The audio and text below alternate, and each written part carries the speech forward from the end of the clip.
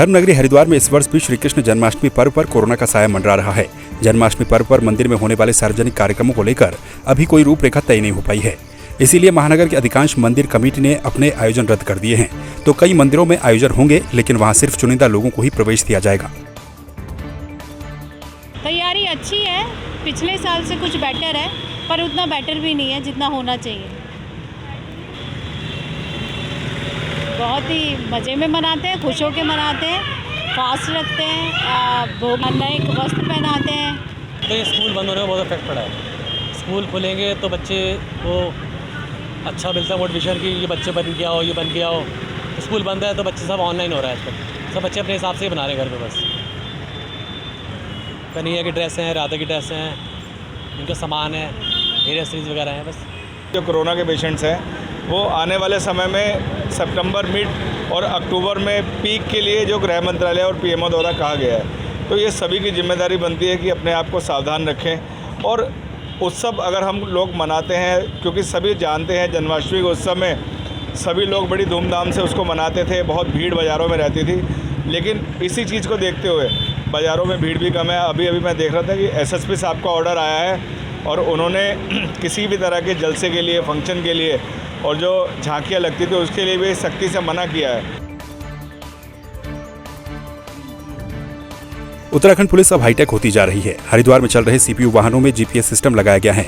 Samsung tag के जरिए अब ये वाहन पुलिस कंट्रोल रूम से आसानी से कंट्रोल हो सकेंगे। एसएसपी सेंथिल अबुदय कृष्णराज एस ने हरी झंडी देकर इन वाहनों को रवाना किया। इस दौरान उन्होंने बताया कि अभी ट्रायल बेस पर इन वाहनों में सैमसंग टैग लगाकर जीपीएस से जोड़ा गया है। यदि आगे ये तकनीक कामयाब होती है तो सीपीयू के साथ ही चेतक आदि वाहनों पर भी यही तकनीक लगाई जाएगी। डीजीपी महोदय का भी आदेश है कि उत्तराखंड पुलिस का जो है टेक्नोलॉजी का एडवांस पुलिस बनाना है। उसी क्रम में ये कार्रवाई हमने किया है। इसमें दो चीज़ है, ये कि सभी गाड़ी का जो हमने किचन में ये टैग का डिवाइस लगा रखा है, इससे उसका लोकेशन करके नहीं पता चलेगा। और ये एक कास्ट इफेक्टिव सोल्यूशन भी है, तो ज़्यादा बजट का भी जरूरत नहीं पड़ती है। इसका सक्सेस होने पर सभी गाड़ियाँ जो है हमारा पुलिस का गाड़ियाँ का इसी माध्यम से जो है जीपीएस इनेबल करेंगे हमारा सभी चेतक वगैरह का जो है, ताकि जो है जो भी कंट्रोल रूम में मॉनिटरिंग करके जो है जो भी हमारे पास इमरजेंसी कॉल आता है, नज़दीक जो भी गाड़ी उपलब्ध है उसका पहचान करके हम तुरंत घटनास्थल के पास पहुंचा सकते हैं। जनता की जान के प्रति जिम्मेदार विभाग कितने संवेदनहीन हो गए हैं, ये पिथौरागढ़ और अल्मोड़ा जनपद की सीमा पर स्थित सेराघाट में देखने को मिल रहा है। जहां नियोलिया सेरा में नदी में 5 दिन पूर्व ट्रॉली की रस्सी टूटने के कारण ट्रॉली बंद पड़ी है, जिसके चलते दर्जनों गांव के लोग और स्कूली बच्चे अपनी जान जोखिम में डालकर नदी को पार करने को मजबूर हैं, जिससे कभी भी कोई बड़ा हादसा हो सकता है। बड़ौली सेरा के पास कुलूर नदी में बने हुए ट्रॉली की रस्सी टूट जाने के कारण विगत 5 दिनों से लोगों को आवागमन हेतु कुलूर नदी को पार करके आना जाना पड़ रहा है। और इस क्षेत्र के लगभग 18 गांव के लोग, विद्यालय पहुंचने वाले बच्चे इस कुलूर नदी को तैर कर पहुंच रहे हैं। कभी भी बड़ा हादसा हो सकता है।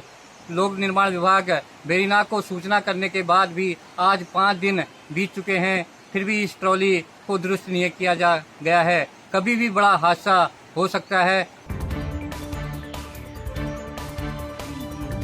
बाजपुर की रामभवन धर्मशाला में ओजस वेलफेयर सोसाइटी के द्वारा निःशुल्क स्वास्थ्य शिविर का आयोजन किया गया, जिसमें विभिन्न विभागों के चिकित्सकों के द्वारा लोगों को परामर्श दिया गया। साथ ही लोगों को संस्था के द्वारा निःशुल्क दवाइयों का भी वितरण किया जा रहा है। आपको बता दें कि बाजपुर का सामुदायिक स्वास्थ्य केंद्र चिकित्सकों और व्यवस्थाओं की कमी के चलते लगातार जूझ रहा है। वेलफेयर सोसाइटी की तरफ से एक हेल्थ कैंप का आयोजन किया गया है और इसमें 8 प्रकार के अलग अलग डॉक्टर्स को बुलाया गया है और क्षेत्र में पहले से ही प्रचार प्रसार करके सभी क्षेत्रवासियों को इस हेल्थ कैंप के बारे में बताया गया है। ये एक बहुत अच्छी पहल है और कोविड के काल में लोगों को कुछ मदद की जाएगी सोसाइटी के द्वारा। हम आशा करते हैं कि पुलिस विभाग के लिए भी हम लोग ऐसा ही हेल्थ कैंप लगवाएंगे। आज रामभवन बाजपुर में जो ओजस सोसाइटी ने एक निःशुल्क कैंप लगाया है, जिसमें 7 तरह की स्पेशलिटी हैं।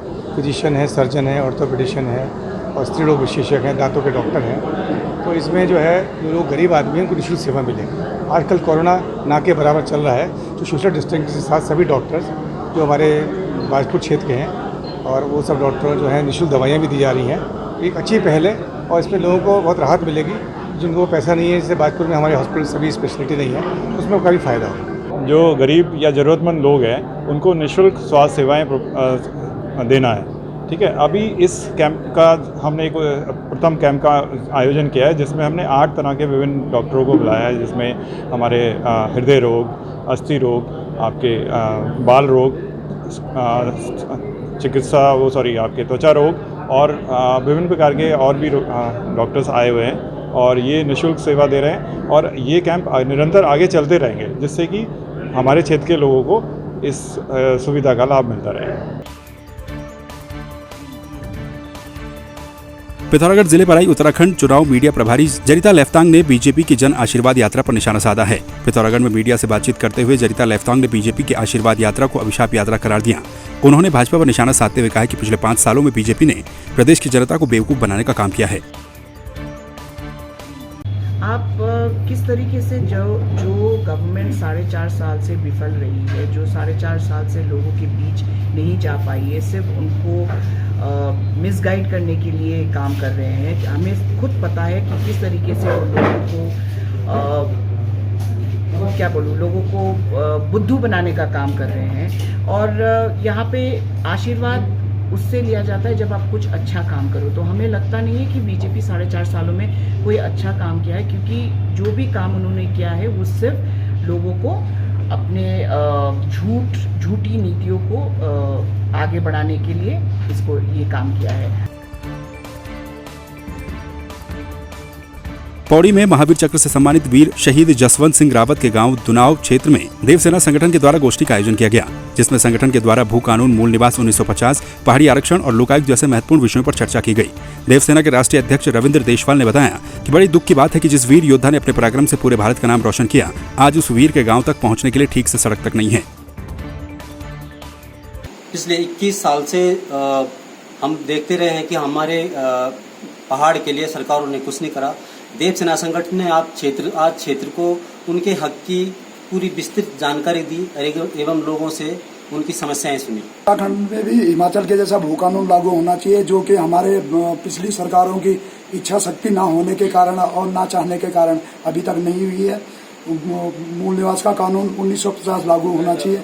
आज देवसेना संगठन यहाँ पे दुनाव महादेव में स्वर्गीय जसवंत सिंह रावत की जन्मभूमि में आया और उनके द्वारा उठाई गई जो यहाँ पे मुख्य उद्देश्य है भू कानून, मूल निवास और विधानसभा का परिसीमन, इन सब बातों को लोगों ने सुना। अब उसका पूरे क्षेत्र की जनता यह समर्थन करती है और निवेदन करती है देवसेना संगठन से वे जनता की इन मूल समस्याओं को ज़्यादा से ज़्यादा उठाएंगे।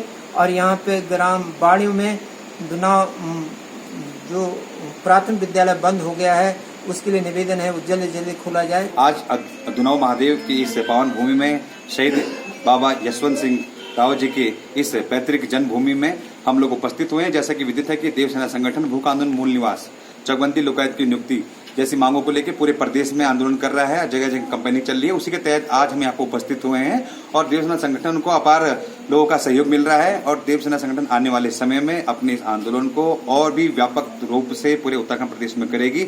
आज हमारे दुनाव महादेव में देवसेना द्वारा एक कार्यक्रम आयोजित किया गया, जिसमें क्षेत्र के सभी वासी भाई बहन जितने भी थे सबने हिस्सा लिया।